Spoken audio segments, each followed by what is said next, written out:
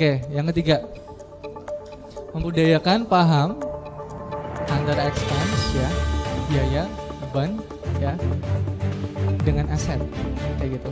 Sejatinya teman-teman sekalian, kalau kita belajar kecerdasan keuangan ataupun finansial literasi, aset yang kita beli ya dari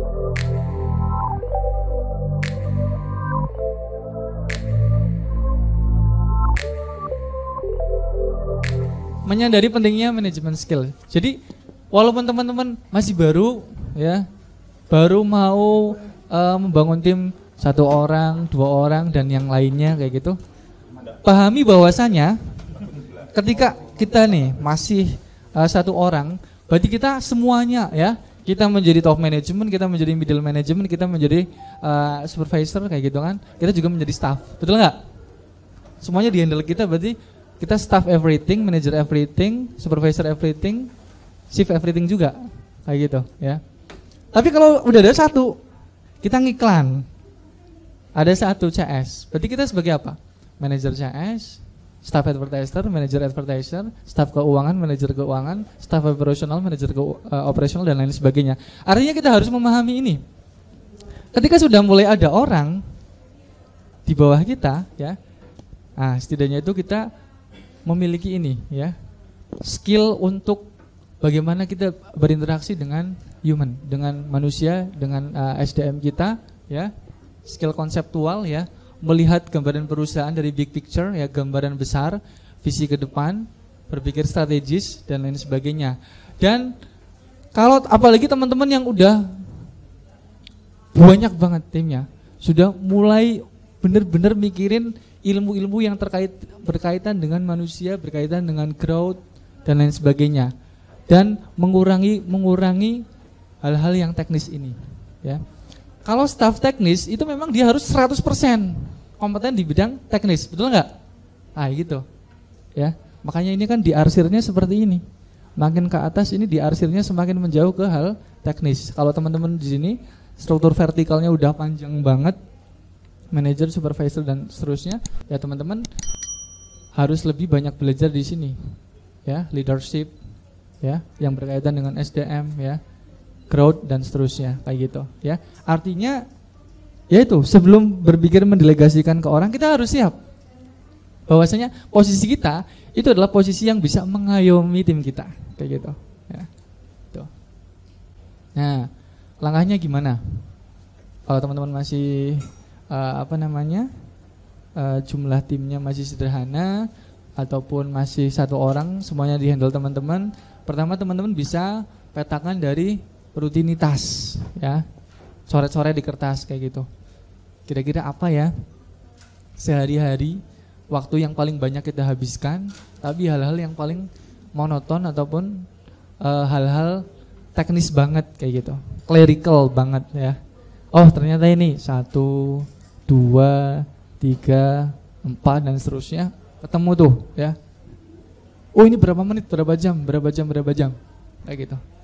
Udah ketemu yang paling banyak waktunya dan itu masuk kategori rutinitas teknis, kayaknya ini bisa didelegasi ini. Nah, mulai dari prioritas yang paling banyak menyita waktu itu kayak gitu ya. Biasanya kalau di toko online itu apa biasanya? Melayani calon pembeli ya, kadang nggak bisa tidur kan, tidur malam, ikut jawabin kayak gitu kan.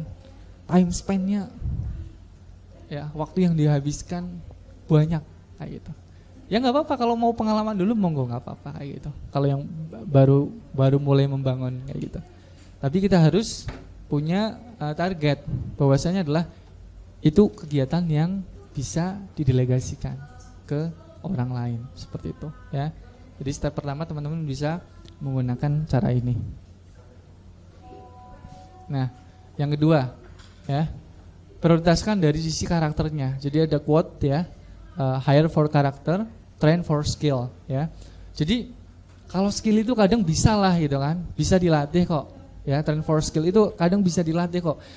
Kadang yang agak-agak susah, apalagi kadang ada orang lama di tim kita, dia itu nggak mau beradaptasi gitu ya dengan target-target kita maupun dinamis gitu. dinamis terhadap impian-impian kita di masa sekarang, beda dengan yang dulu kayak gitu. Ya, jadi dari karakternya dulu ya, dari integritasnya dulu ya. Warren Buffett juga mengatakan kayak gitu. Kalau untuk meng-hire tim ada integrity, intelligence dan energi ya, ini dia lebih memprioritaskan dari sisi karakter. Jadi itu memang benar-benar kita tuh ngelihat bukan untuk dipakai sekarang kayak gitu. Tapi kalau karakternya bagus, ya dia tuh bisa jadi human capital, bisa jadi aset gitu.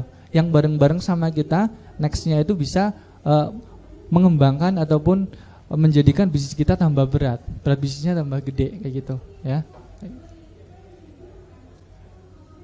Nah, mulai susun knowledge management. Knowledge management itu maksudnya kayak apa? Simpelnya kalau misalkan kita bisa lakukan, biasanya itu ini untuk mengurangi kecapean kita. Kecapean apa? Kadang udah ada yang kerja, kemudian kerja keluar, turnovernya tinggi banget kayak gitu. Nah, untuk kita biar nggak kehilangan energi, kehilangan waktu dan seterusnya, teman-teman bisa menyusun semacam dokumentasi kayak gitu.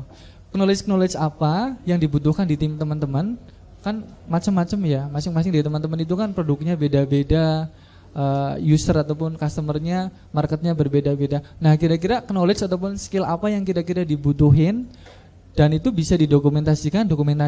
Jadi ketika ada orang-orang baru, kita tuh nggak bingung lagi mau ngapain, ngajarin dari awal. Ini udah ada video penjelasannya ya, Dek. Silakan ini bisa ditonton seperti ini.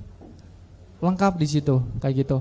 Mulai dari culture kita ya di perusahaan ya. Kita itu di sini kita membudayakan untuk jujur misalkan, berintegritas dan lain sebagainya. Jadi kita nggak kayak capek banget gitu. Wah, resign dia tuh. Udah males nih ya, mau ngerekrut lagi, mau nge-hire lagi. Nah, kalau semuanya udah terdokumentasikan, itu kita udah enak ya. Dari misalkan staff ke manajer, skill-skill apa yang mereka perlu kuasai ya. Kalau ada hal-hal yang bisa kita dokumentasikan kayak gitu. Jadi semuanya terdokumentasi. Simply teman-teman bisa pakai Google Drive. Kalau ada penjelasan misalkan tentang produk knowledge ya, deskripsi misalkan bisa pakai teks, ada yang bisa dijelaskan pakai video, semua aset terkait produk juga didokumentasikan semua ya, gambar, video, headline, semacamnya, track record teman-teman pernah bikin iklan yang bagus-bagus, semuanya serba terdokumentasikan, sehingga itu pengelolaan dari sebuah ilmu pengetahuan di tim kita, sehingga kita nggak bingung lagi ketika mengarahkan ada orang-orang baru kayak gitu ya. Simpelnya bahasanya seperti itu kayak gitu.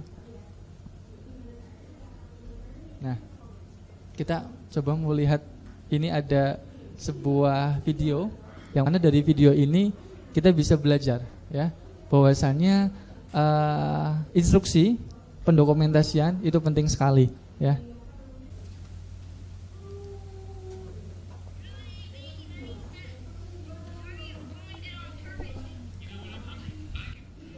Nggak kedengeran ya?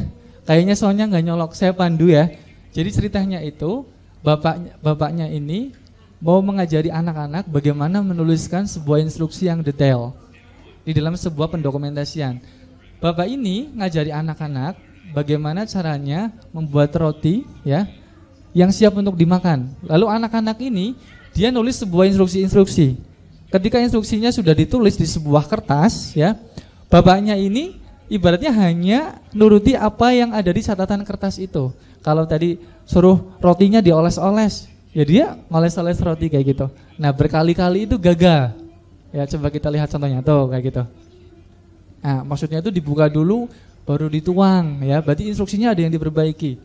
Berkali-kali ya, bapaknya ini mempraktekkan ya. Dari kertas yang udah ditulis itu gagal-gagal terus. Anaknya ini disuruh menyempurnakan sebuah pendokumentasian instruksi itu ya. Akhirnya sampai perfect. Nah nih ceritanya nih, anak yang perempuan udah bikin list.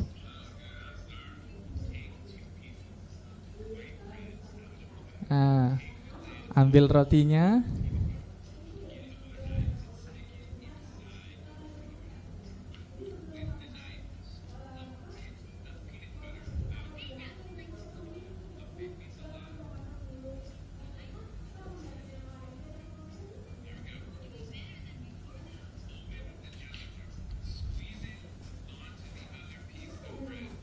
Itu.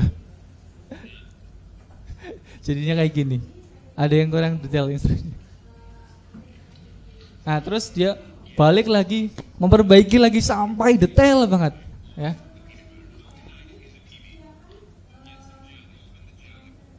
Nah, jadi teman-teman, kita dari sini belajar bagaimana pendokumentasian, terutama SOP ya teman-teman ya. Jadi kita itu nggak capek kalau ada orang-orang baru, ya. Kalau SOP udah detail banget, ya, itu udah enak. SOP, knowledge, semuanya udah didokumentasikan, udah enak banget. Itu sebenarnya hikmah yang bisa kita pelajari dari video tersebut. Ya. Nah, yang kedua itu memahami posisi diri kita. Memahami posisi diri kita, tim kita itu seperti apa. Nah, yang pertama itu memahami peran secara vertikal, ya.